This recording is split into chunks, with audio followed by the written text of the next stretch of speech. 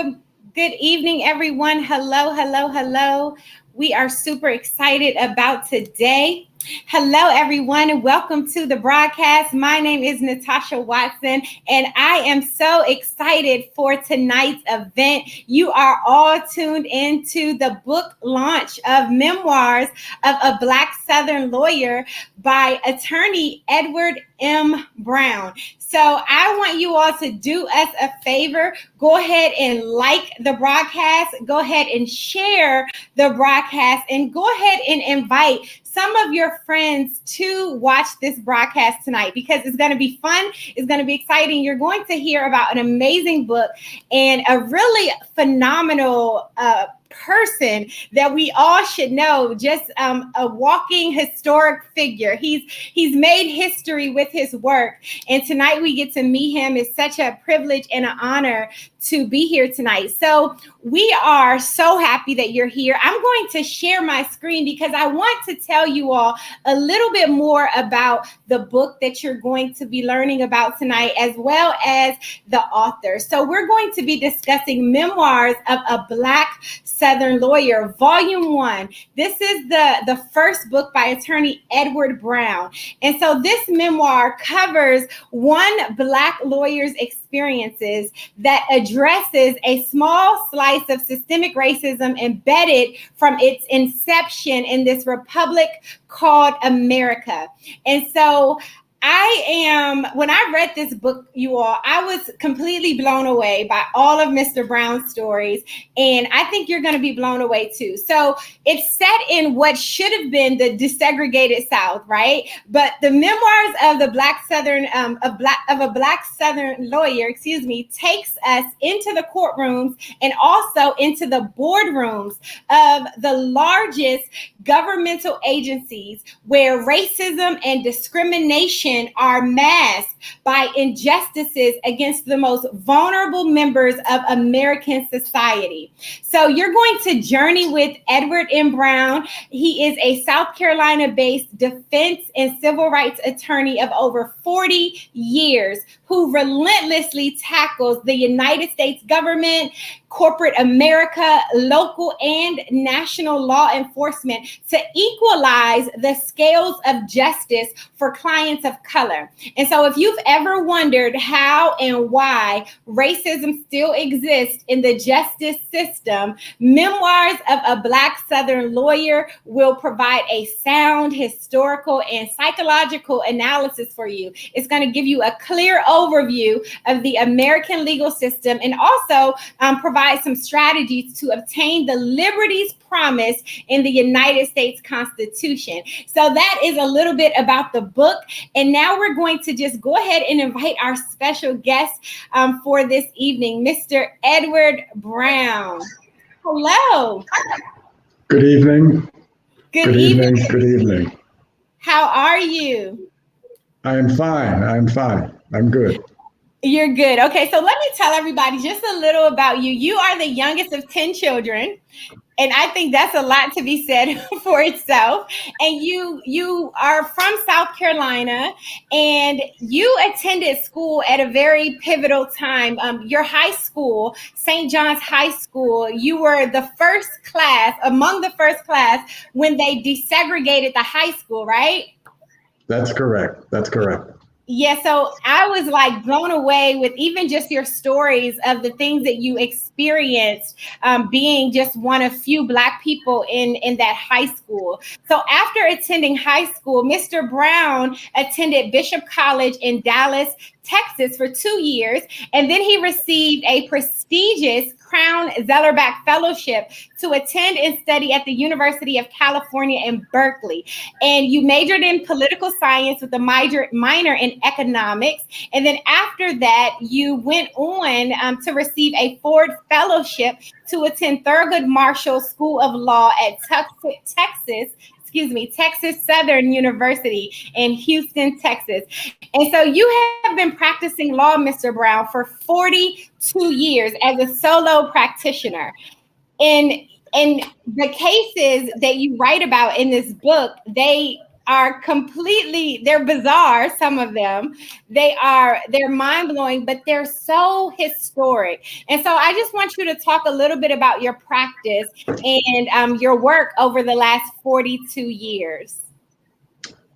I graduated from law school, and as you said, I tried the corporate world for about 8 months, and I realized that I was not cut out for that. That was not something that I could do, because the changes, the discrimination that I saw then, I could do very little about from a corporate structure. I hung up my shingle after I passed the bar, and I've been practicing ever since. Solo practitioner.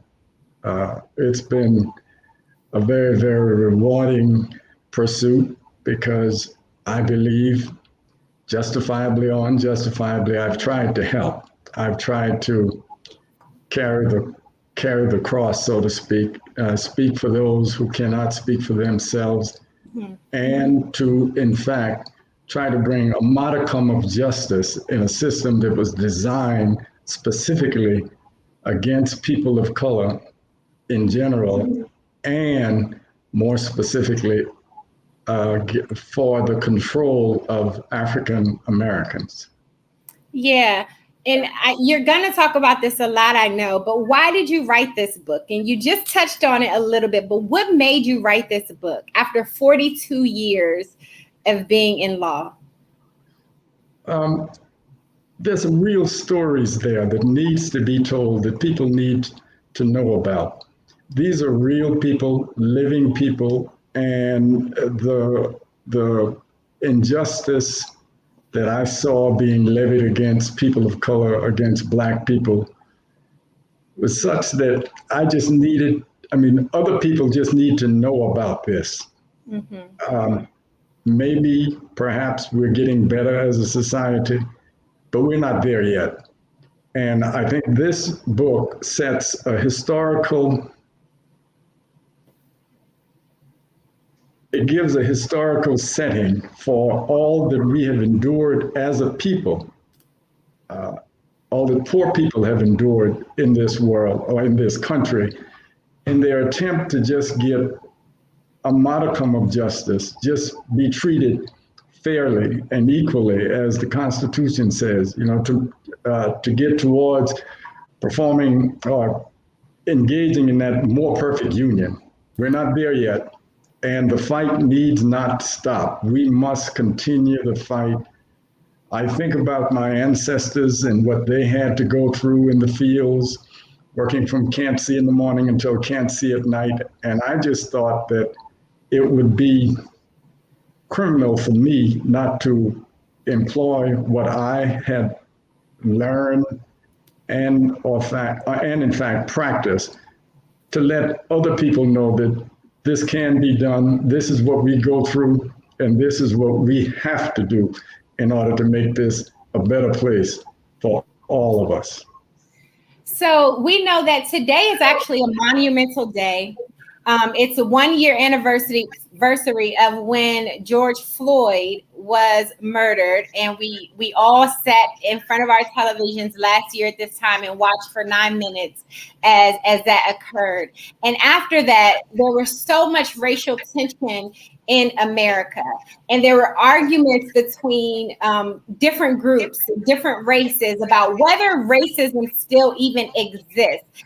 And then we started to hear more about what's called systemic racism. And so I have 2 questions for you, and then we're going to ask you to read a little bit of your book.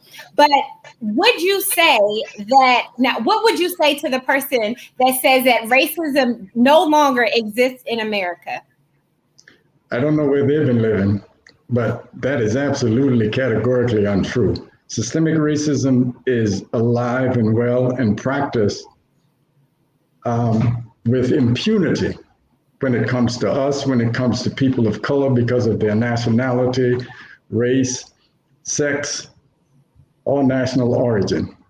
Systemic racism and racism in general is still embedded in the American fabric, in the American society. Yeah. Now, can you describe what is systemic racism for those who may have they don't know? How would you describe that? It's a system that is embedded, for lack of a better description, it's a system that's embedded in the American way of life. It is a system where all those who are of one persuasion look and judge others who are not of the same hue of that epidermis in a systemic way, such that they punish them unlawfully and illegally. They discriminate against them in terms of employment. They discriminate against them in terms of health care. The system, the institution, the institutions, in fact, practice what the country has been doing to us and to people who are not like them for 400 plus years, since they brought us, Black American in specific, since they brought us over here on those ships, and we didn't come voluntarily. Yeah.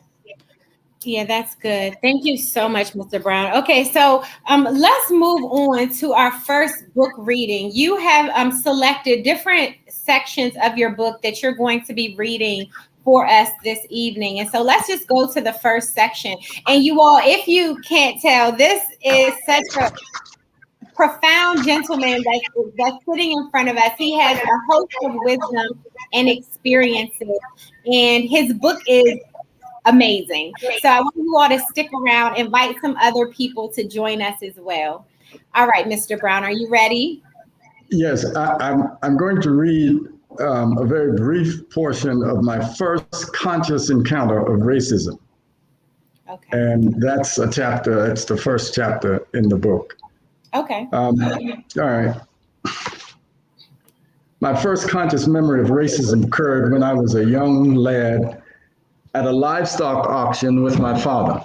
Every year he would take 2 or 3 cows and some hogs to sell in Walterboro, South Carolina. The animals that we brought to be sold on that day had not yet run through the chute into the open so that those who were there in attendance could view them.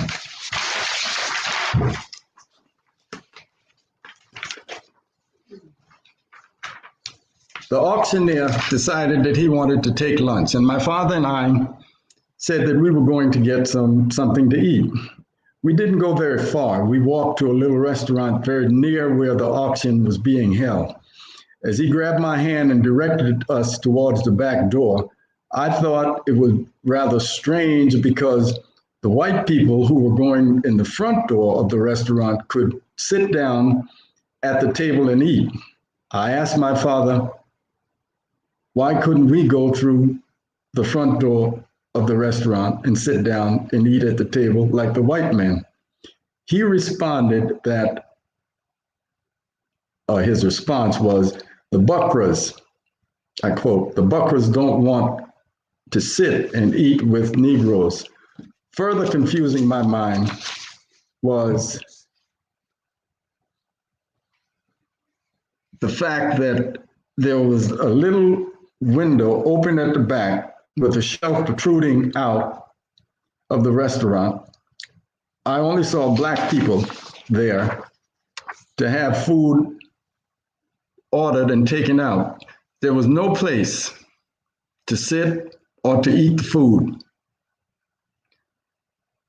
I thought this was so unfair. We had to eat in our truck and we weren't allowed to come through the door, the front door, while the white men sat at the table and ate in the restaurant.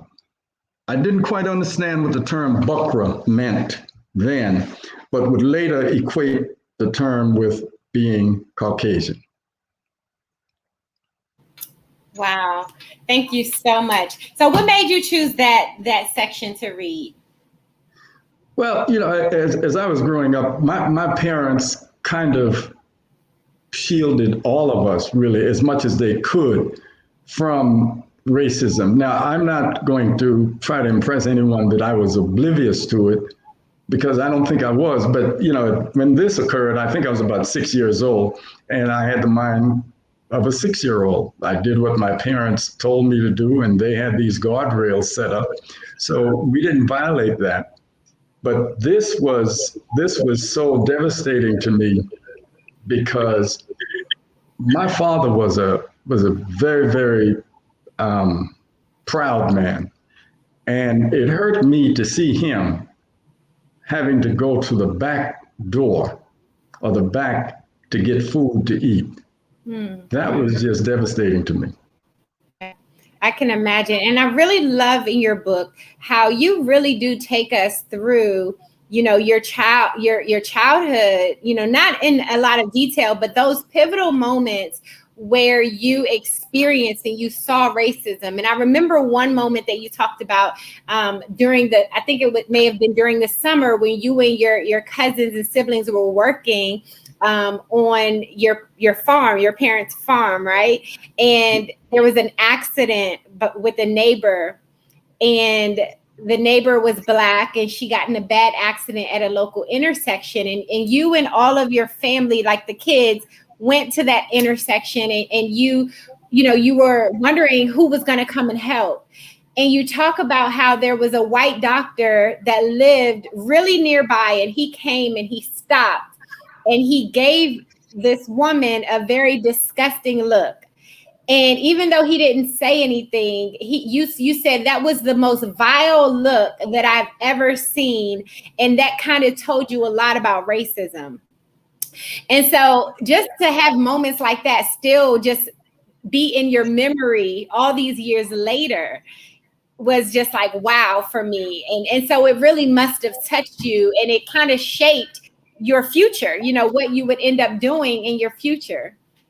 It did.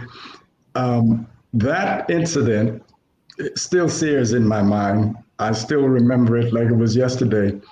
And it became very poignant even later on in my practice, because the very hospital that doctor worked at, I had a chance to bring a significant lawsuit again and prevail. It was like not dethroning racism, but it certainly, for that client, put a dent in the racist behavior. Now, has the hospital changed any? Cosmetically, they have made some change. Substantively, there are no changes, at least in my opinion. Yeah, that's a shame. All right, so let's move on. We have a book review. You've received a lot of reviews for this book. Many people have just shared, what they thought about this book. And we have one that we're going to share now. Let's pull that up. So Lieutenant Colonel Shirley Hill, who has retired from the Army, she says, the authenticity in which this book exposes the real practice of the Uniform Code of Military Justice and the lack of due process when it comes to Black service members is spot on. This book should be a mandatory reading for all officers in every branch of the military services. Wow, that's powerful. And you do. And I think that that's just one part. You talk about a case or a couple of cases where you really had to confront different parts of the U.S. military and their justice system. And so that's somebody who was in the military who shared her thoughts about the book. So that's powerful. Yes. All right. So Thank you. You're welcome. Okay, so we actually have 2 minutes before our next section starts. And so I want to know, Mr. Brown, would you mind if I read a couple of paragraphs from the beginning, from chapter 1, Thomas Jefferson? No, ma'am, I would not.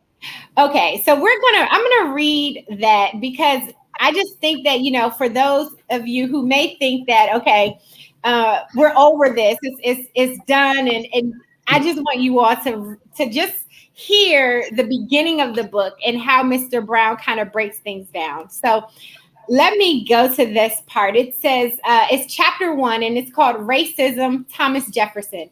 It says, history provides a basis for understanding the presence of racism in this country. Slavery in America was as American as apple pie. 41 out of the 56 white men who are commonly referred to as the founding fathers owned slaves. No serious credibility can be attached to the argument that some of these men were against slavery. James Madison was the author of the 3/5 Compromise. It is estimated that Jefferson owned about 600 slaves, notwithstanding the fact that he, in the Declaration of Independence, stated that all men are created equal. Obviously, this statement did not apply to slaves. George Washington owned approximately 300 slaves. Madison also owned more than 100 slaves. Madison and his wife hired slaves from adjoining plantation owners to do backbreaking work, but paid the slave owners and not the slaves for the forced labor. Let it be resolved then that those historians who vacillate about this institution have no functional or otherwise of the degradation, inhumanity, and evilness embedded in slavery. The Constitution would not have been constructed or ratified without a compromise to enshrine in its bosom the institution of slavery. And for those who assert that it's a myth that the founding fathers supported slavery, I say they did nothing to ban it from the Constitution. The words of my law school professor, Earl Carl, ring so true here. If you are not with me, then you are against me. How dare any in the ivory tower corpse of the intelligentsia try unbelievably to convince the descendants of those who were chained like animals, borne the physical and mental scars of being unmercifully whipped and treated as cattle, that those white men were against slavery. So I pose to you, the reader, what was the ethics or morality of the founding fathers? What manner of man would enslave a fellow human being or approve of a child being ripped away from his parents and sold like livestock to another? I find no hint of basic humanity in anyone who condoned those acts. The logical conclusion then is that because these people look differently from the founding fathers due to the color of their skin, their freedom could be sacrificed so that the colonies could have a constitution. Now, some will say of these white men some will say some of these white men voice opposition to the institution of slavery. And then he just goes on, you go on, Mr. Brown, and kind of just debunks any argument that any of them were against slavery.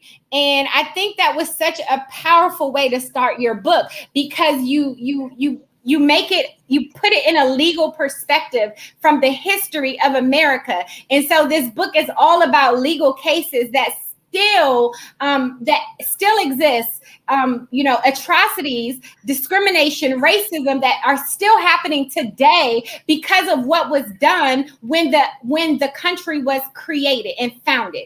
And so, yeah, I just wanted to read that. I don't know if you have anything else to say, but I just thought that was such a powerful section of your book. I agree with you. Okay. That's a joke. Okay, so we have a giveaway. We are going to give away our first giveaway. So that is a $25 gift card for the first person who purchases the book tonight and follows Mr. Brown on his Facebook page, Memoirs of a Black Southern Lawyer. So go ahead and purchase the book. If you haven't already, even if you have, go ahead and purchase another copy and you will win the first giveaway, which is a Starbucks gift card. Mr. Brown, while we're transitioning, what made you start your book that way? Thomas Jefferson is viewed by historians and lauded by other historians that he was a transformative figure in this country. And I don't necessarily disagree that he was transformative, but he was the prototype of the thought process at the time, and that was that you can be a good man even though you have enslaved other human beings, even though you have, as Thomas Jefferson did, impregnated a 15-year-old female, Sally Heming. And the lie that historians have told forever was that that was not his, those 7 children that Sally Heming had were not his. To me, that's just so hypocritical. Mm-hmm. It's the hypocrisy on which this country is built. Yeah. But I believe, maybe not in my lifetime, there is a path to a more perfect union. Mm-hmm. Absolutely. And someone said that they're learning a lot. And yes, you are. This book will give you a great history lesson, what the historians have tried to have done well at keeping out of the history books. And so, yes, this should be a required reading in our history classes. So we have a special guest. Our first special guest is Samuel Stuckey. And he is a native of Arkansas, but he's lived in Georgia for the last 25 years. And he has a Bachelor of Science degree in math and computer science. And he is also a former systems program analyst for NASA. And so I want you to talk, and also he was in the military. And so tell us why you wanted Mr. Stuckey to be a special guest tonight. I met Mr. Stuckey probably about 2 days after I got to college, after I got to Bishop College. We were competitors for a while, then we became friends, and you can look at me and tell I'm pretty old, and we've been friends ever since. He is one of the most intellectually gifted persons I know, and he's done. We've just been friends. Now, the one thing I will say in a probably a joking manner, when later on when I start playing golf, he could beat me with impunity. Now I beat him like a drum. Well, welcome to the broadcast, Mr. Stuckey. How are you tonight? Pretty good. How are you, Natasha? I am doing well. So tell us about your good friend Edward Brown, and what did you think about his book? Well, I'm not going to respond to his golf story, but anyway, I thought this was stepping out on a limb here, because not a lot of lawyers will do that, will tell you about things that they experienced, and I found it very refreshing, especially with the individual cases. Now, I met Mr. Brown, like I said, while we were at school, and one of the things that impressed me about him and why we've been friends so long is that he wasn't your typical college guy. He thought about things other than just the things that some of the college guys think about. But we've been friends since that time, and in fact, I got him in law school down at Texas Southern, because I was working at NASA at the time, and one of the guys that worked out there with me was also a programmer at NASA. And so I got hooked him up with Mr. Brown, and pretty soon he was at the school. But I want to say this about the book. It's amazing that even though he grew up in South Carolina about the same time I was growing up in Arkansas, the experiences are the same. And that's what makes it systemic, is that it is widespread. It's everywhere. They're going to the back door to get food. They're putting you down because you're in a particular place that you're not supposed to be in, or Black people aren't supposed to be in, even down to the high school. And the high school, I never went to a white or mixed school. I graduated from an all-Black school, and we were an all-Black school that performed well above the white school there in Texarkana, Arkansas, and Texas, for that matter. They accused us of cheating. They accused our teachers of cheating but they didn't know our teachers. But when you talk about systemic racism, it is not just the actions of one or two. It is a system designed to keep you in place. Otherwise, it wouldn't be the same everywhere you look. And that's what we are dealing with here as former slaves. My grandmother was born a slave, released from slavery at the age of 7. I think me and Mr. Brown have talked about some of this, but it's everywhere. It's not just, and I don't know, I really don't know, and I'm a techie kind of guy. I don't know how you end it about ending the mindset of the people who are perpetrating the racism. We have no choice. We can't be racist. We can't be racist. We have to live and thrive in a society that's designed against us. Some of us make it, a lot of us don't. So bringing it to light, as Mr. Brown has done, especially in his field, is what the America needs to hear about. I heard about it sometimes as he was going through some of the cases. He would say, I've got this and this is what they. I couldn't believe it, that even after they were called out, they were continually doing the same thing over and over again. And you can only do that when you have a system that allows that. And that's why we call it systemic racism. I don't think you can ever get rid of individual racism. You have to change people's minds to do that. Yeah. And yes. I'm sorry, I just wanted to touch on one thing you said. You said individuals were called out. Mr. Brown writes about they were called out and they continue to do it. Yes. Yeah. Even after he had sued them and won the case, they go right back to doing the same thing. I said, Ed, how can this be? Are they not sharing experiences or what? So one of the important things of Ed's book is that he is sharing his experiences. So when somebody else runs into it, they may feel the need to use some of his tactics to get around it. Exactly. But, and he talks a lot about even not only were they continued doing it, but sometimes it seems as though they were even rewarded for the way they treated Black people, and they were promoted on their jobs and things like that. So that was very sad. What was your favorite part about, do you have a favorite section of the book, Mr. Stuckey? My favorite part is where he talks about the schools, because I saw my wife graduated from a mixed school. I graduated from an all-Black school. And it was just amazing the things that he had to go through. And even some of the things that he went through then are still happening. Let's not fool ourselves. They are still happening because the system is still in place.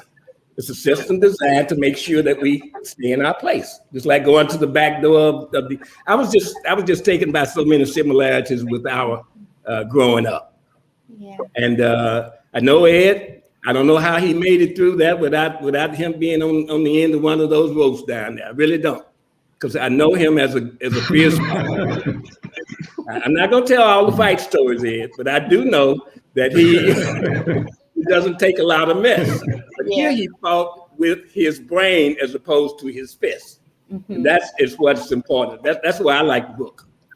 Yeah, the book is profound in that way because you really do get a sense of Mr. Brown's personality and the fact that he does not take any mess. He never backed down. It's like you feel like you're in the courtroom with him as you read the book. I mean, I know I did. I was like, yes, go get him. Yeah. And it was like I was rooting for his clients also. And it was just so exciting to see how he really fought with his mind. And that is something that I think we need to glean from this book is that yes, as Black people there's rage in terms of how we're treated, and yes, we can be angry, but we have to channel that anger in a way that'll hit people where it hurts. And Mr. Brown hit them in their pockets and for their clients, for his clients, which is amazing. Yeah, in fact, he said that very same thing a lot of times to me. I'm hitting them where it hurts. And they continue to do the same things over and over again. The same people in the same institutions. So it's not just at that level where he's dealing. It goes up the ladder. For you to allow that to continue, you're part of the problem. They allowed that to continue. But as Ed told me, shut up, Sam, I'm making money. I'm kidding. Mr. Brown, do you have anything to say to your good friend? And any questions for him? Maybe you want to ask him a question about your book. No, I don't have any questions, but I didn't realize that he thought that well of me. No, that's a joke. That's a joke. Yeah, we've just been friends 45 years. I really don't care nothing about you. but it's been a struggle, but it's always like one of my clients said, Mr. Brown, you always seem to get in trouble. Well, I do, but like the late John Lewis said, it's good trouble. It's good trouble. It's the kind of trouble you need to get in order to bring about some changes. And if I had it to do all over again, if I was 30 again, I'd do it the same way. But now the old body just can't take it like it's. And Natasha, and that's what's important, that he's telling his story so other people could benefit. Exactly. Yeah. Don't go in there thinking that it's all, peaches and cream. You have to go and you have to be prepared when you go to those places where it went. So. And if you are practicing now, Mr. Brown practices in a number of different areas of law, including civil rights, employment law, discrimination cases, and many others. And so if you know anybody who is practicing in those areas, gift this book to them. Right. Buy this book and give it to the attorneys, especially the young attorneys that that are going to be experiencing some of these same situations. Oh, they will experience it. Yes, they will. Any last words, Mr. Stuckey, before you go? No, just letting Ed know that I am proud of him. No matter what I tell him every day, I am proud of him for stepping out there and making this book available so people know what's going on. And it's a message not to the lawyers also, it's to the American people about what is happening inside these government institutions. It's ridiculous. Anyway, I'm not gonna preach. Mm-hmm. Okay. No, this was good. Thank you so much. Have a blessed night. Thank you for joining us. Okay. Conversation. Thank you. All right, that was Mr. Stuckey.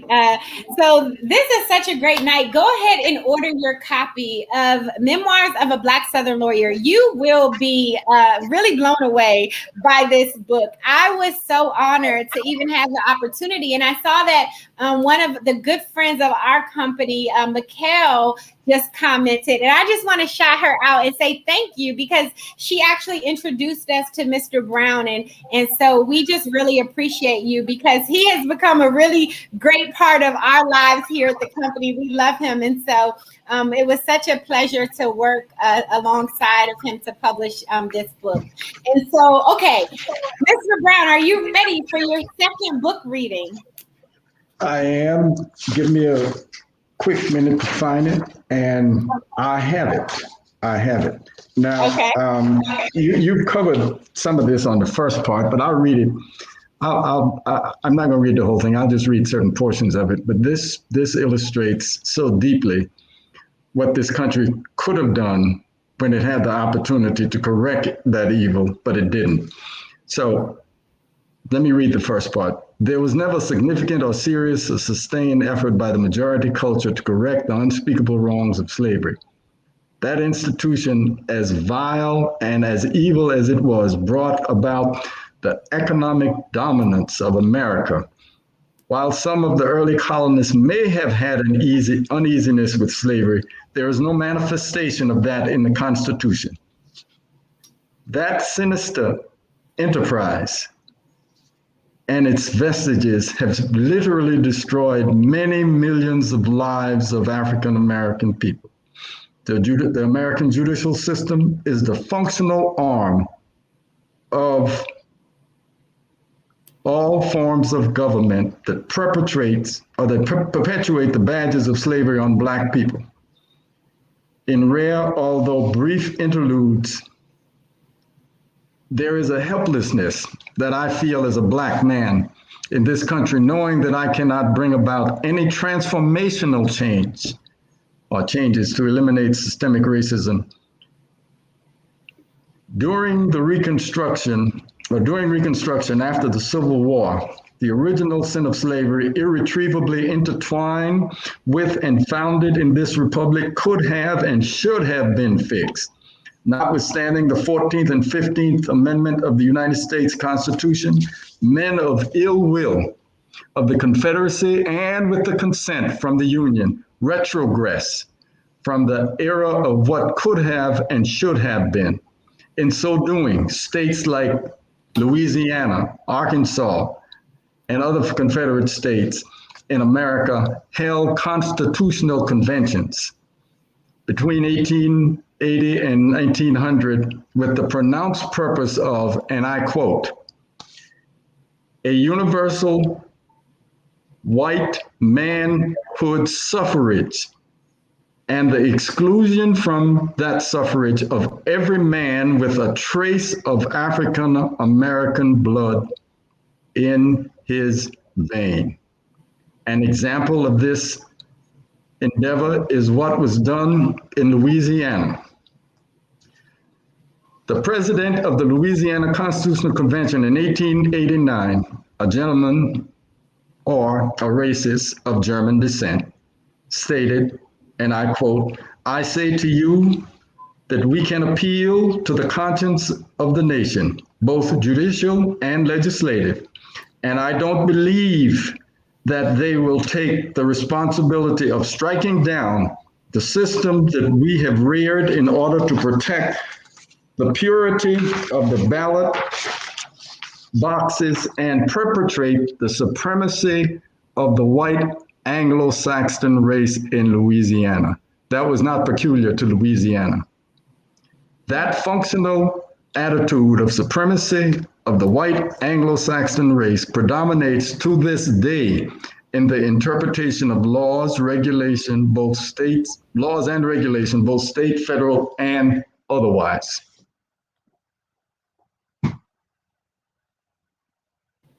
Wow. So there's a lot of work to do.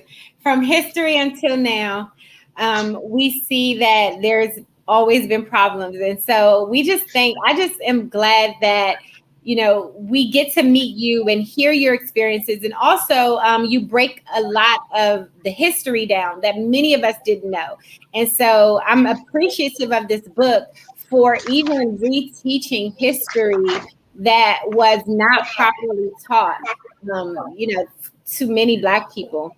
And I think that's an important aspect of this book. Mr. Brown, we have another book review that we're going to go to now. Okay. So Blondell C. Gadsden.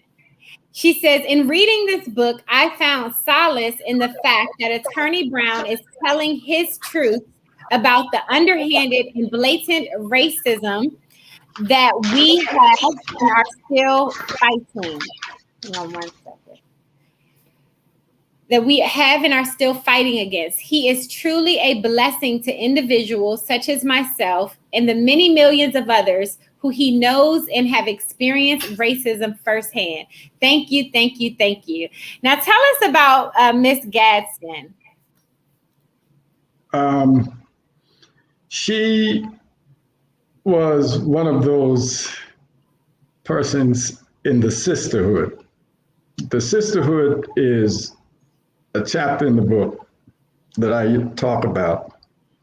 And I actually represented Ms. Gadsden and three other female educators who were well pedigreed with doctorate level degree.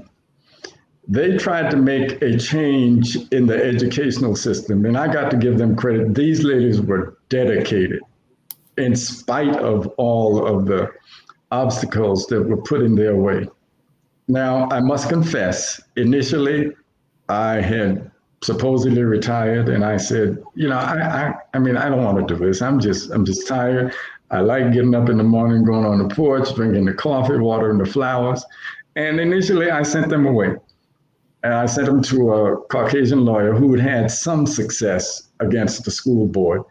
And they came back and said, he told them they didn't have a case. And I know that wasn't true. And I was still somewhat hesitant until I had a conversation with a daughter who is also a principal. And she said, I am so ashamed of you telling those ladies that they didn't have a case and you wouldn't represent them. You've always taught us if you saw something wrong, stand up and deal with it. Well, that was the end of that story. After she said that, when your child told you she is ashamed of you, then, then I decided, well, we just got to do this. And I did it. And Miss Gadsden is such a diligent woman. There were three of them. Miss Gadsden, I can't remember off the top of my head the other two ladies' name, but all of them were educators, and they were put in situations by the county school board where they were expected. They wanted them to fail. They put obstacles all over the place, hoping these ladies would not be able to turn bad schools around or educate not Black children alone, but all children. And when they did what they needed to do in order to make bad schools good schools, the school board decided, or the superintendent decided, well, enough of that. We can't have them educating those Black children like that. And they disbanded the team. That to me was just so terrible. And I decided that, well, you know what? I got to do something about this as much as I could. And I call them the sisterhood because they stuck together. Oh, did they stick together? Yeah, and in your book, we're going to move on to our next giveaway, guys. So stay tuned. We have another giveaway, another guest speaker, and I have more questions. And Mr. Brown is also going to be answering your questions. So we want you to stay tuned and make sure you're sharing this broadcast and inviting others to watch as well. Before we move on, though, I want you to talk about some of you mentioned that the sisterhood, they stuck together.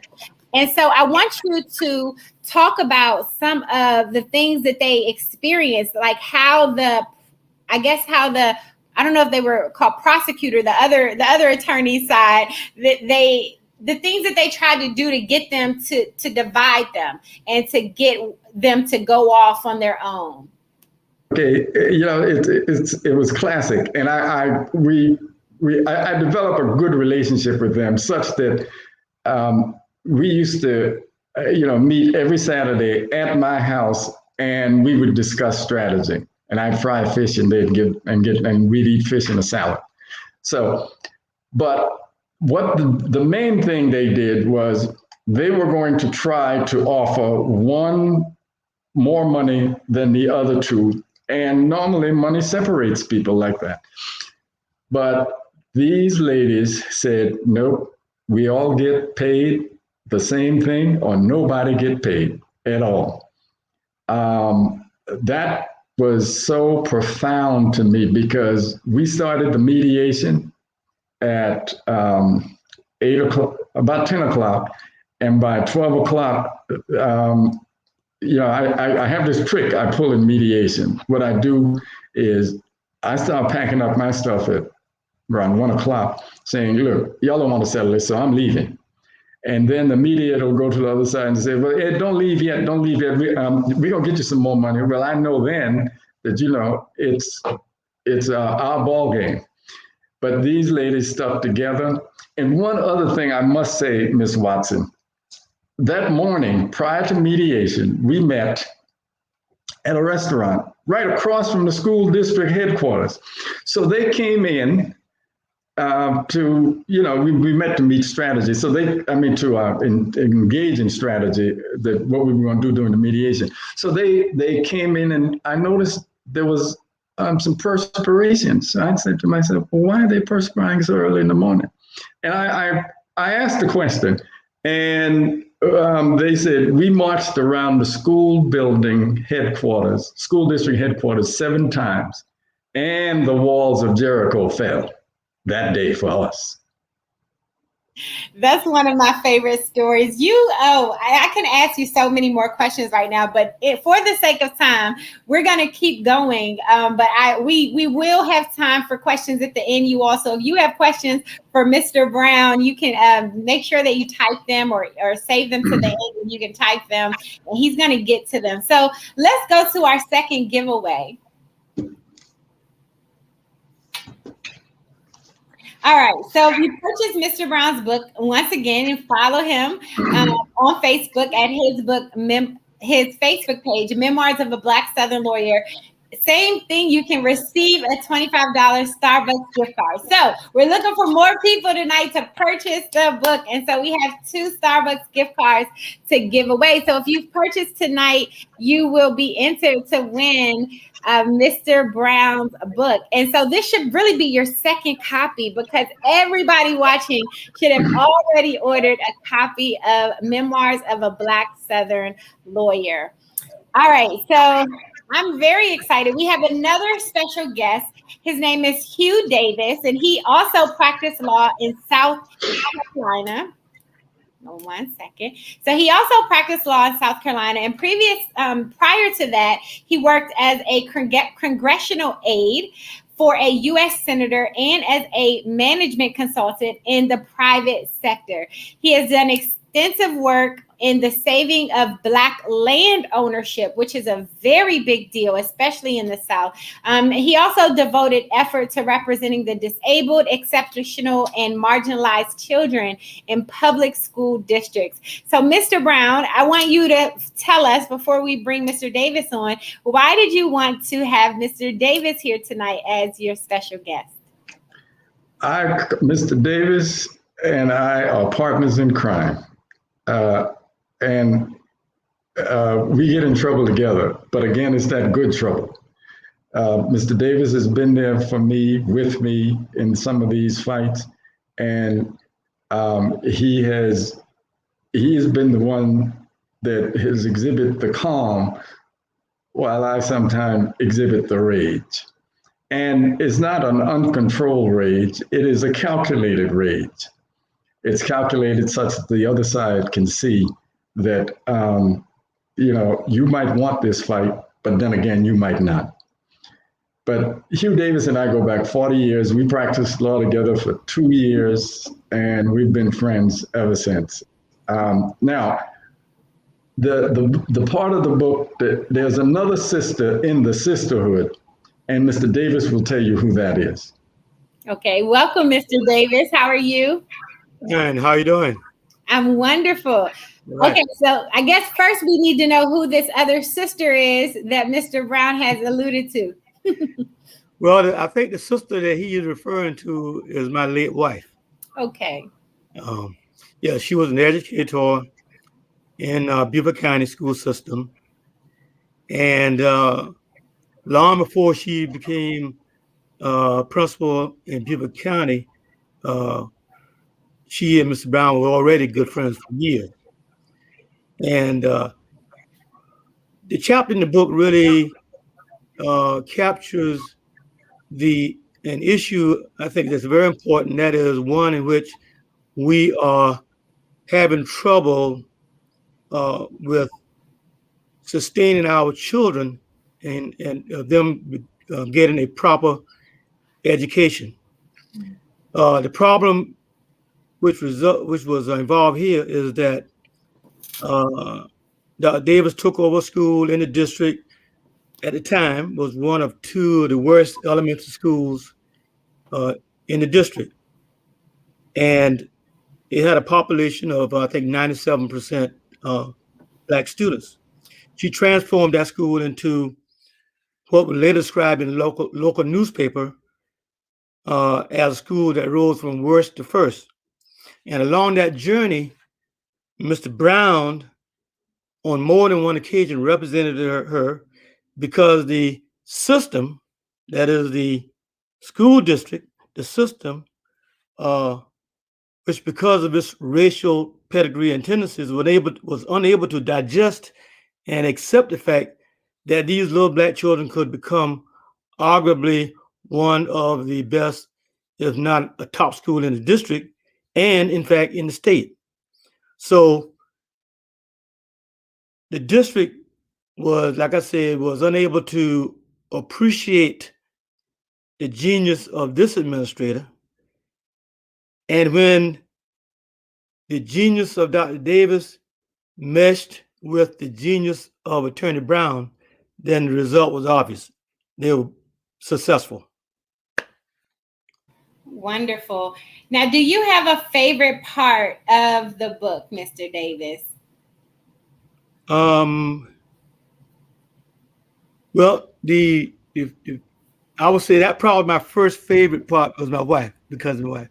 But I do like the part that in reading the book, it became clear to me that Ed's experiences at a young age helped, I think, shape him into becoming the lawyer that he is. And he pointed out earlier, and read, I believe, concerning the fact that he and his father had gone to this neighboring county, and they had to eat outside after paying for their meals. The other thing that impressed me was he talked about the children as a child. He and other children they decided to integrate the high school, and how they were treated so hatefully by their fellow students and even the faculty and the administration. Mm-hmm. And I think that the feeling of the insult and the treatment as a second class was lasting, and I believe it reverberated for a long time in Mr. Brown's mind. And I think the end result is that he had no choice but to become a lawyer, I think. Yeah, that's a good point. I see you smiling, Mr. Brown. Did you want to add anything? Well, Mr. Davis is kind. I agree. We are all a product of our environment, and those early years were very, very formative in terms of who I am and what I try to do on a daily basis in treating my fellow human beings. And early on, I learned about a man who I just marveled at, and it wasn't that I learned about him from any of my Caucasian acquaintances. I'm going to lean aside for 1 second. Okay. That's a picture of my hero, Thurgood Marshall.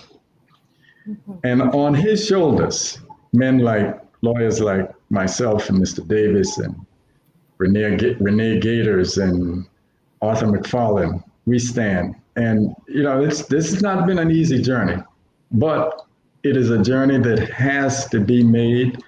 And again, I repeat, if I had it to do all over again, I would do it the same way, only this time I would do it with more force, more vigor, and more zeal. Yeah, that's good.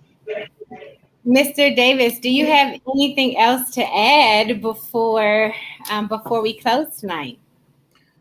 Well, I would just say that Mr. Brown developed a great expertise in the handling of discrimination cases. In fact, he has feasted on the Veteran Administration Department on a constant basis, and has represented a number of clients who have been rewarded by his representation. Yeah, that is in fact true. Well, thank you so much for being here. We appreciate you. Thank you for having me. And I want to congratulate Mr. Brown on his important and timely book. Wonderful. Okay, so right now we are in our Q&A. And so if you have any questions before we wrap up tonight, Mr. Brown will definitely respond to them. So you can type your questions now in the chat room. And as we come to a close, Mr. Brown, we'll see if there are any questions for you. But I want to talk about just two things. One of the things you mentioned in your book, you talk about the public defender system. And I know people are very familiar with the public defender system. And so I just kind of want you to talk about some of the problems that you have seen with that system and educate us, because some of us may have an opportunity to educate those that we know. I am sometimes deeply disappointed, not with the talent, although sometimes I am, that is in that agency and that institution. But the institution was set up after the United States Supreme Court ruled in a case called Gideon versus Wainwright that anyone that is facing criminal penalty and has to go to court is entitled to a lawyer. And most states set up the public defender system. Now, it is significantly and severely underfunded. And I think there have been studies to show that, it's one by the American Bar Association, that a public defender has 5 to 6 times more cases than a prosecutor. An analogy to that is that if you and I start out running a race, and I'm 6 to 7 yards, you're 6 to 7 yards in the front of me, and we run at an equal pace, I can never catch you. I will never prevail. And that is that's one of the problems with the public defender system. I think it's been said that that system is extremely fraught. It was designed to construct and to perpetuate mass, what I call assembly line justice, but it should be assembly line injustice. People, a defendant might get to see the public defender once before trial, and then they don't see them anymore until there is a plea offer made by the prosecutor, and the defendant is forced or feel that they have to take that plea, because if they go to trial, they might get more time or get more, become incarcerated. It's a horrible system. I've advocated, and no one has listened to me, but the public defender should try every case that comes in their office. That would bring this to a halt. What really needs to happen is that they need to equally fund the public defender system as they do the prosecutorial system, or the prosecutors. Prosecutors get inordinate amount of money. Public defenders get the bare minimum in terms of funding. It's a system that is designed not to bring about justice, in my opinion. Yeah, and you have a really profound section in your book where you talk about, you sat in court one day and you just watched the public defender pretty much not defend case after case, and the clients thereby having, to take jail time or extensive fines. And when it came to your case, you actually said that you wanted to go to trial. And yeah, I thought that was a really profound chapter on the public defender system. So we have some questions, and so we'll just go to the questions now. Let's pull up our first question. City Brown says, which case was your favorite? That's a good question. I think it's probably the dog case.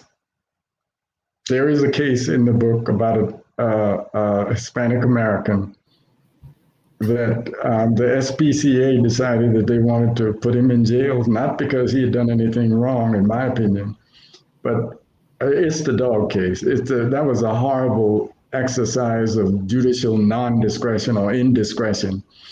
It costs about back then, it was in the 80s, about $6,000 to $7,000 to run the courtroom per day. We tried that dog case for 5 days. And the jury came back with a hung verdict in favor of my client.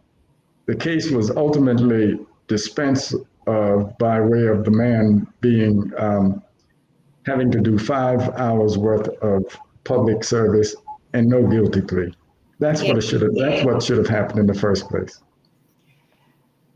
That case, actually, that chapter is going to blow you all's mind. I'm glad you didn't tell everything that happened, because I want you to read, you all, the viewers, I want you all to read the book, but that is an excellent chapter. So let's go to the second question from Alice. She says, is it prevalent to seek representation in education now? What makes it different today, finding representation against education discrimination as opposed to the past?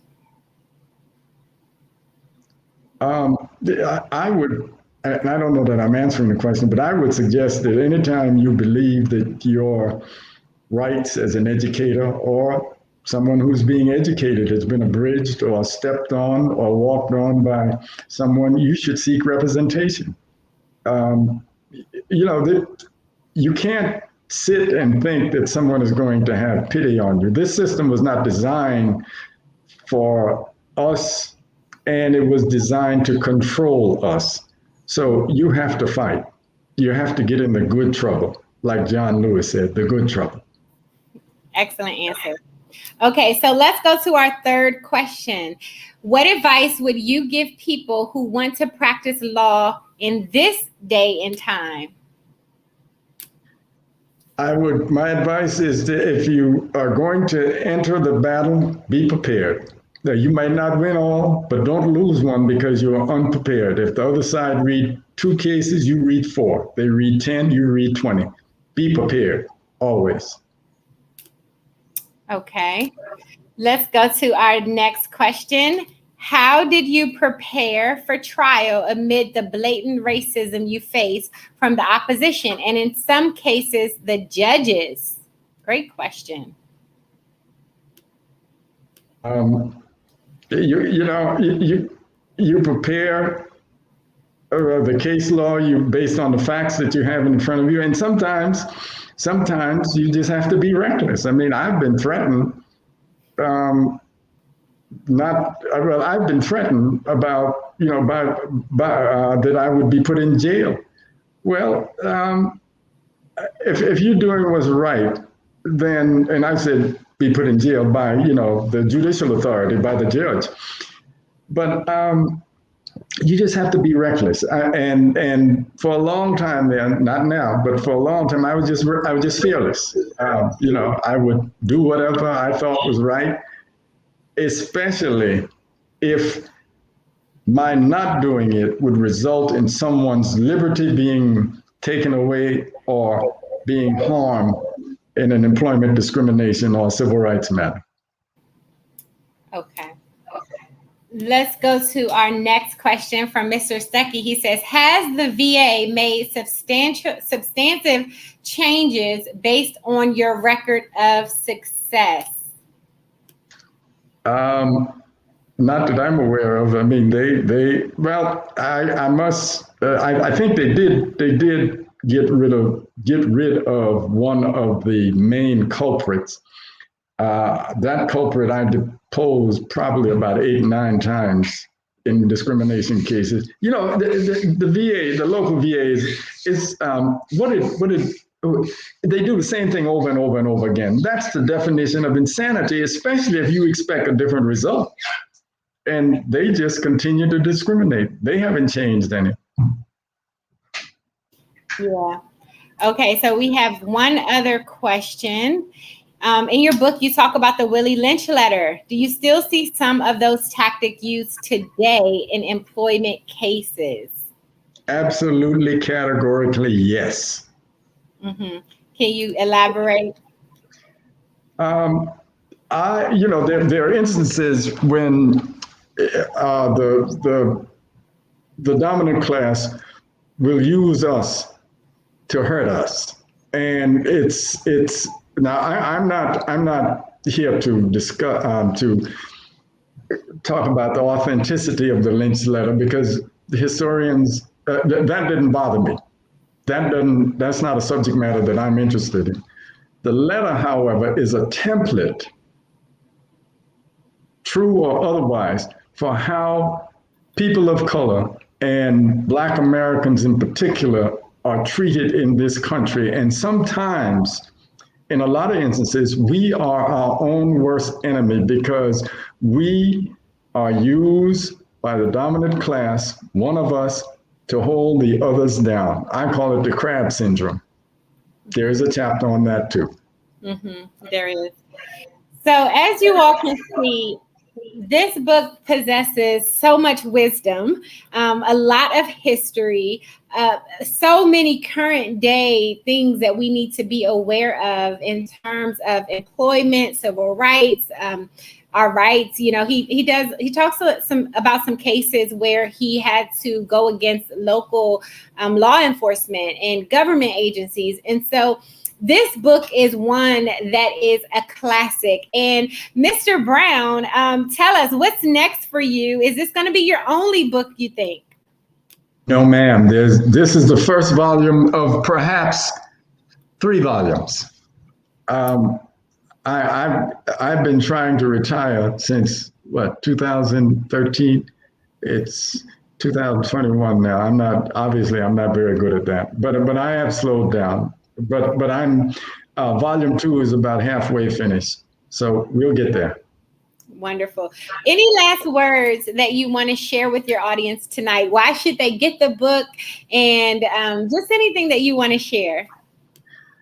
This book is a mechanism that I think one can use to understand and, in some instances, navigate the American judicial system such that it doesn't envelop you and put you in a bad situation and create havoc for you the rest of your life, especially on the criminal side. A young man who is convicted of a crime that's a felony, a young Black man, his life is pretty much over. No job for the rest of his life, no meaningful job. So I would suggest that it's a book that needs to be read, and it is a book that can serve as a guide. Now, I'm not telling anyone to try to represent themselves. That is not the object of this book, but it will allow you to look on the inside, to see what my experiences has been in trying to navigate and trying to bring about some form of equality and justice for those people who the system was designed to oppress. Wonderful. Thank you so much, Mr. Brown. Thank you, Ms. Watson. Have a good night. You too. All right, everyone. You have just been tuned into Memoirs of a Black Southern Lawyer, the debut book release, the book release for Memoirs of a Black Southern Lawyer, Volume 1 by Mr. Edward M. Brown.